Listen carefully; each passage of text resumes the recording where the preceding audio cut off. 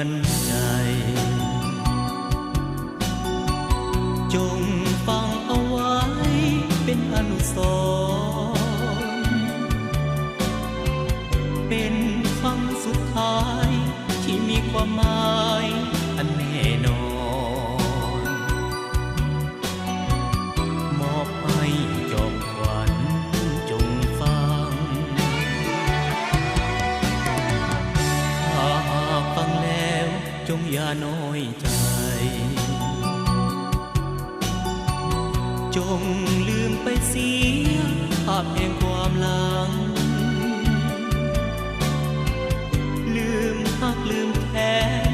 ลืมหึงลืมหวงลืมทุกอย่าง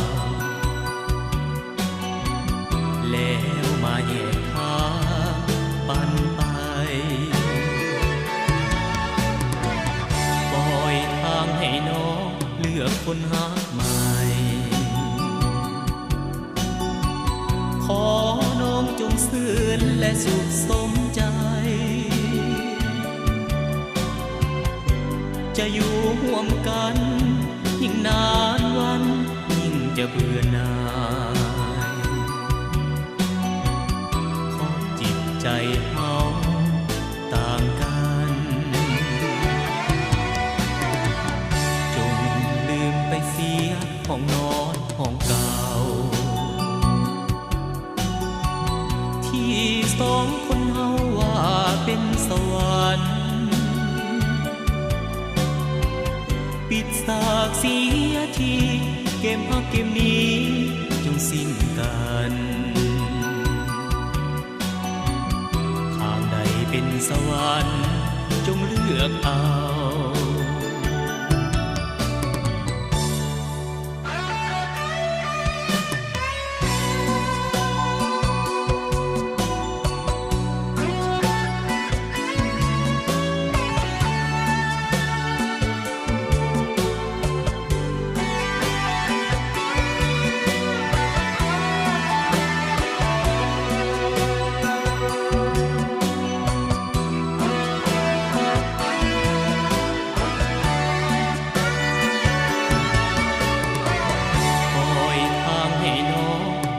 คนหาใหม่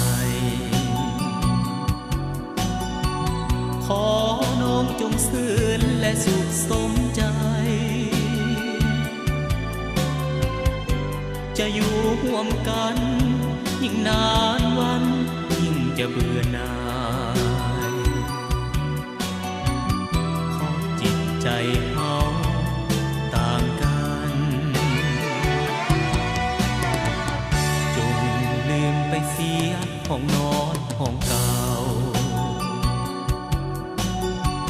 ที่สองคนเฮาว่าเป็นสวรรค์